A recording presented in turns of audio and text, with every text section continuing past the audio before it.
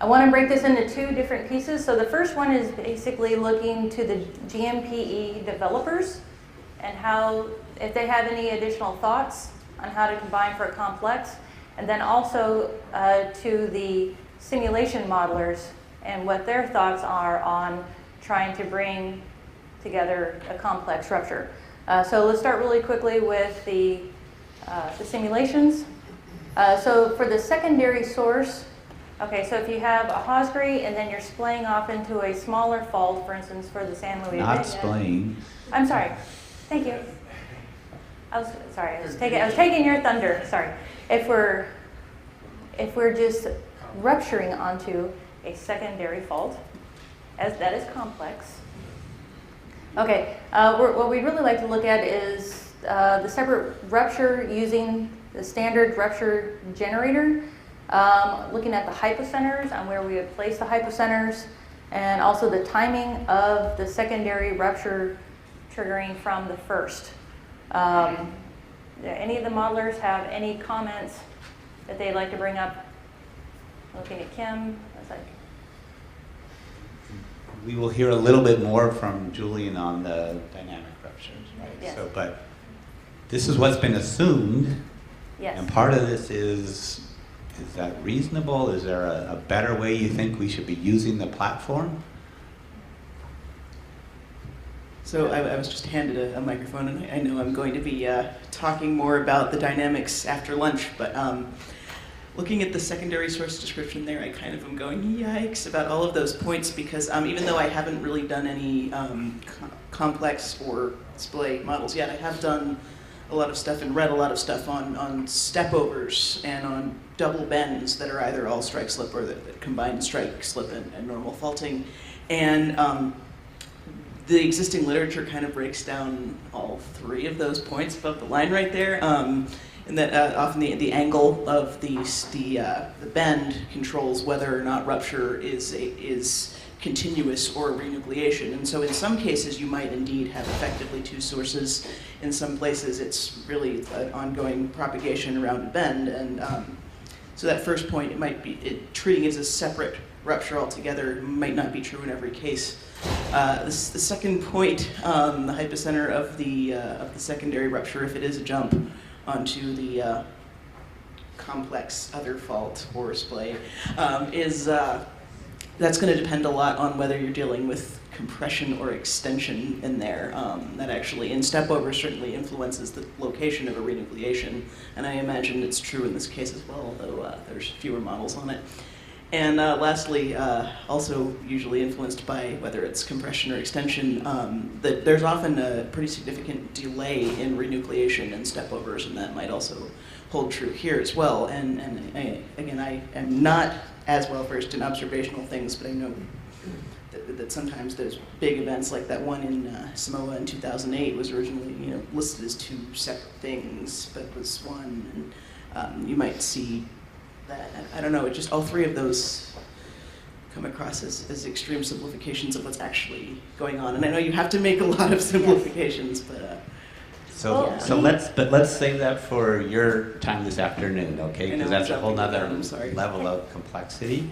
Can I ask about the extensional versus the compression, or will you be talking about it? Okay. I am talking about that later. Okay, I will wait. Let's wait and get to that, because let's address, given the abilities of the platform, and part of the rules or method that we're operating under is we're going to run finite fault simulations using methods that have gone through the validation gauntlet and survived, right? And those methods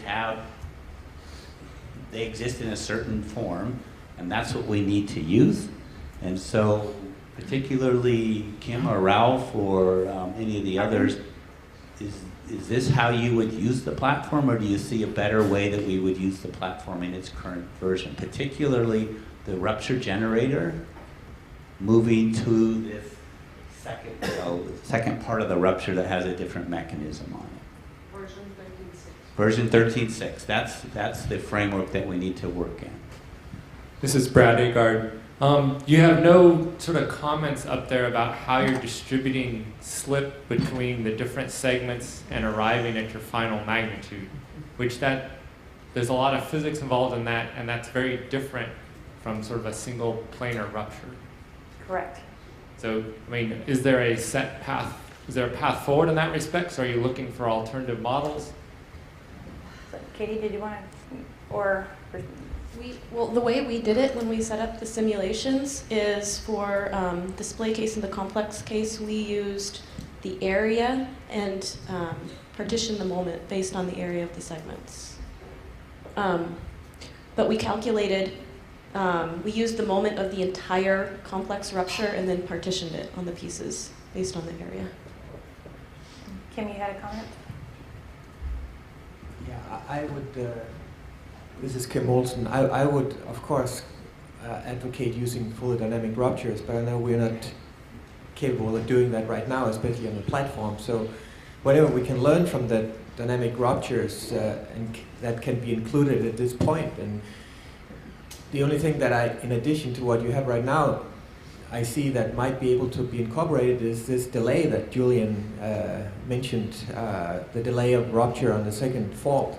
I'm not sure how much of an effect it has on the ground motion, but we might want to not just trigger the rupture on the secondary fault right when the rupture on the primary fault reaches that point, but incorporate some delay, maybe a variation in the delay, so we get the complexity and variation in the ground motion from that. Right, and I think Katie's going to cover that in her. I'll in show her that with presentation. display, but it will start to matter if there's a large time difference when you trigger it.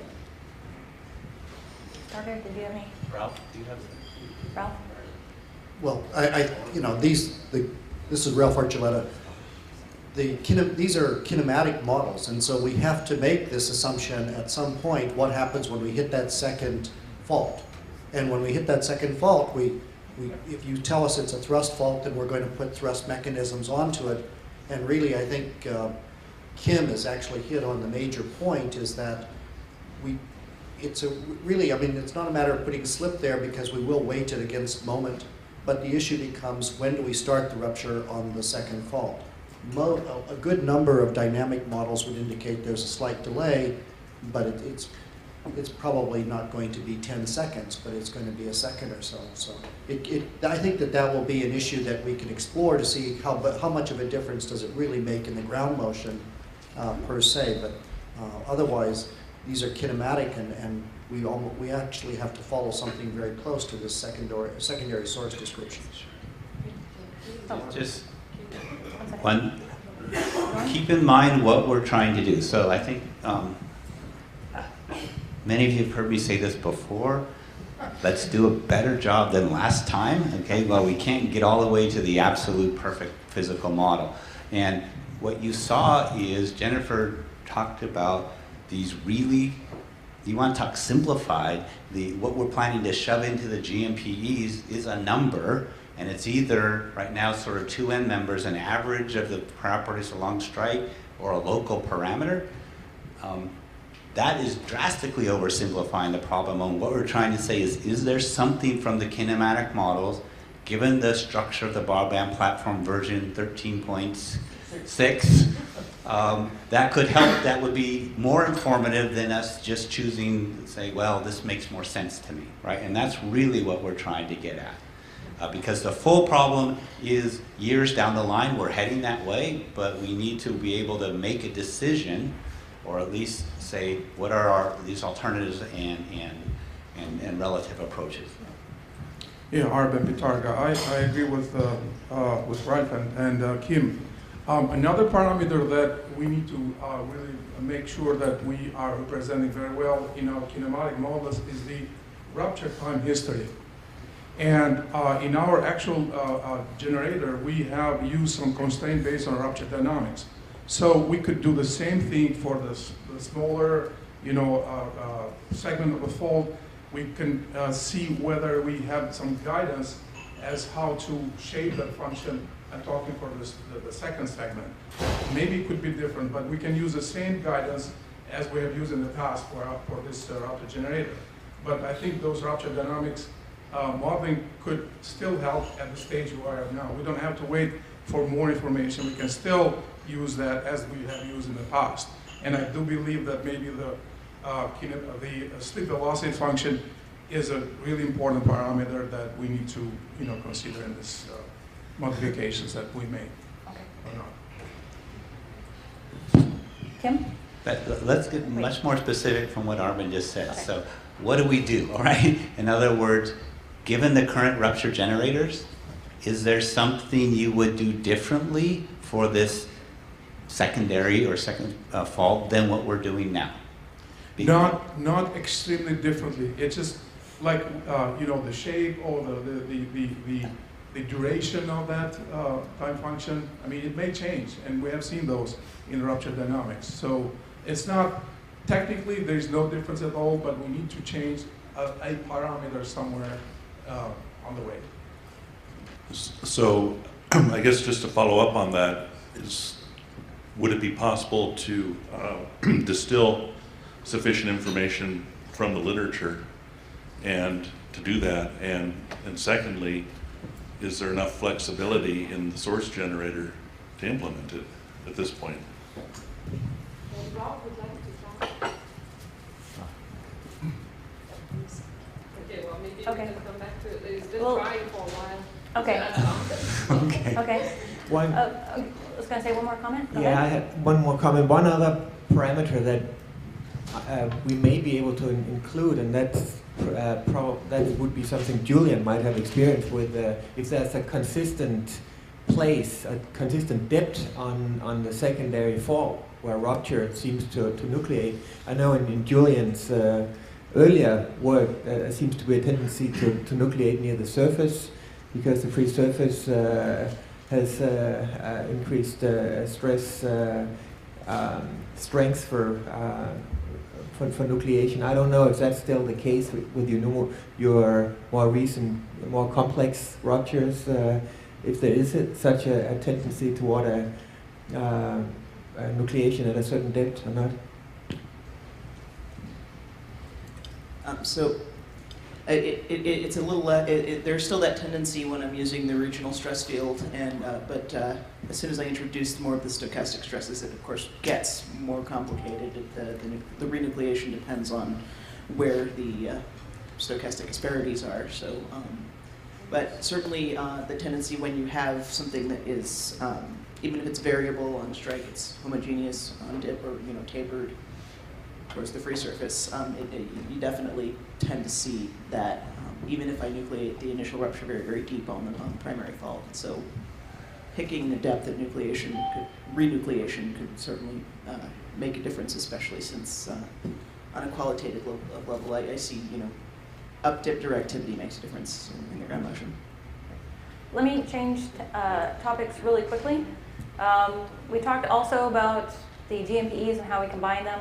We use the local distance, we use the weighted average, we use 1/r squared parameter, weighted average. Does anybody have any other thoughts on how to model a complex rupture within the bounds of the GMPEs? Yes. Wait. You looking for the? No, I was kidding. I was going to say, Brian has a comment. I don't have a comment. I have a clarification question. A clarification question. Okay. So you have been looking at rake and dip angle. Yes. So rake get transformed into a style faulting in Yes. GMPE. Yes. And so I can understand that when you use different rake angle, you may go from one style faulting to the others. Okay. Now what I don't quite get it is how is the dip angle gonna affect your GMPE calculation? Because If you're on the hanging wall, Right. then that effect comes in. well, but for the hanging wall, the hanging wall or the hanging wall parameters, the RX already has those complex geometry included in this calculation. So, But dip is a parameter in the GMPE. You have to stick it in. Right, even before the hanging wall. yeah, most so of the functional I'm forms. saying that the RX has already considered the fact that there is a change in dip angle along strike. No, I don't agree with that, Brian. Rx is measured from the top. I could have different dips and it's not going to show up. Right. I got it. This is back to I have a GMPE with certain parameters that must be entered to make it run. And one of those parameters is dip. Right. If you're on the hanging wall, you have to have that thing. Otherwise, the models don't work, right? So we're stuck. Right, and also because we're using 9 at this point, if there is a difference for those even without the hanging wall. If you're going from one style fault into the other, and the dips that it's utilizing within the functional form. Yeah. Okay. All right, let's try. And then we need to move on. He's unmuted. Okay, try it. Speak up. Okay, speak. Now. Rob? Yes. Okay, let me get away from my phone. I just want to make a couple comments regarding the capabilities on the platform, the current version of the platform, in terms of the complex ruptures. So the way we're modeling it, as it's been described, is splitting the fault into like single separate ruptures, and then the key is how do you join those up. I think, for many cases, the details are important, but maybe not that important in terms of the resulting ground motion. Obviously, that needs to be tested out. The other, I think, more important points are how do we normalize the slip or the moment released on the multiple segments such that we get the total target moment. This relates back to the comment that Brad had made. And there's no real formal guidelines on that. What I would propose is that we calculate what the average slip across the entire fault system should be for the target magnitude, and then put that constraint of average slip on each of the individual segments. Now, each of the individual segments are not going to adhere to the magnitude area scaling.